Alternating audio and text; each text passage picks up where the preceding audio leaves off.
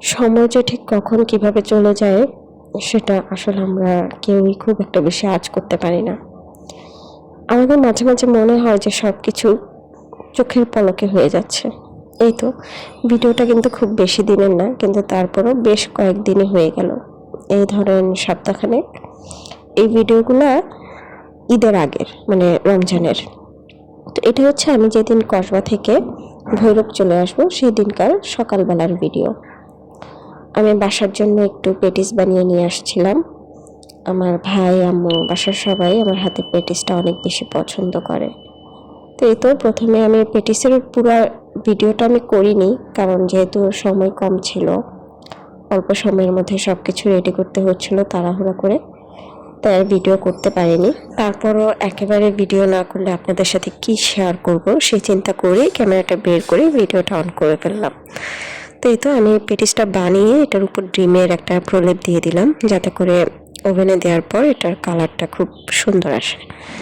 এই পর্যায়ে আমি পেটিসগুলো ওভেনে দিয়ে দিচ্ছি। এখন এটাকে আমি প্রায় 270 কি 80 ডিগ্রি সেলসিয়াসে ডাবল গ্রিল হিট করে 40 মিনিটের মতো বেক করে নেব।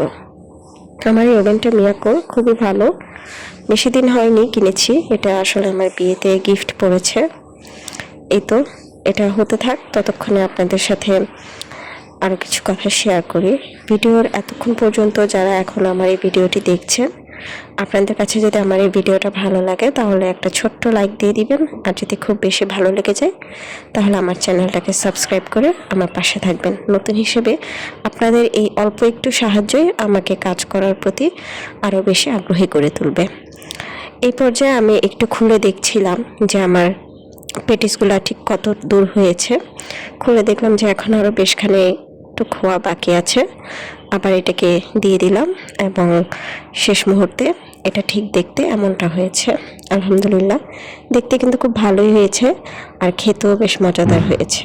ভিডিওটা অনেকদিন আগের হলেও আসলে ভয়েস ওভার দেওয়ার কারণে এতদিন পর্যন্ত আপনাদের সাথে শেয়ার করতে পারছিলাম না। এর আগেও আমি আরেকটা ভিডিওতে বলেছিলাম যে আমার আসলে ভয়েস দিতে খুব বেশি আলসেমি লাগে। এই তো দেখতে দেখতে আমরা স্টেশনেও চলে গিয়েছি, ট্রেনেও উঠে গিয়েছি।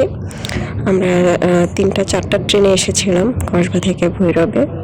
এই তো ট্রেন চলছে। আপনাদের ট্রেন জার্নি কার কেমন লাগে সেটা অবশ্যই জানাবেন। এটা হচ্ছে ঠিক তার পরের দিনের ভিডিও আমার বাবার বাড়ির বাহিরে। সকালবেলা মা বসে বসে বাহিরে বসে বসে মাছ কাটছিল, আর আমি বাহিরে গিয়ে হালকা একটু ক্লিপ নিলাম।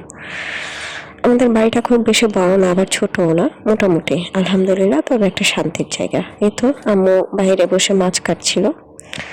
তো দেখতে দেখতে আমার ভিডিওটা আজ এই পর্যন্তই। আপনারা সবাই ভালো থাকবেন, সুস্থ থাকবেন আর আমার পাশে থাকবেন।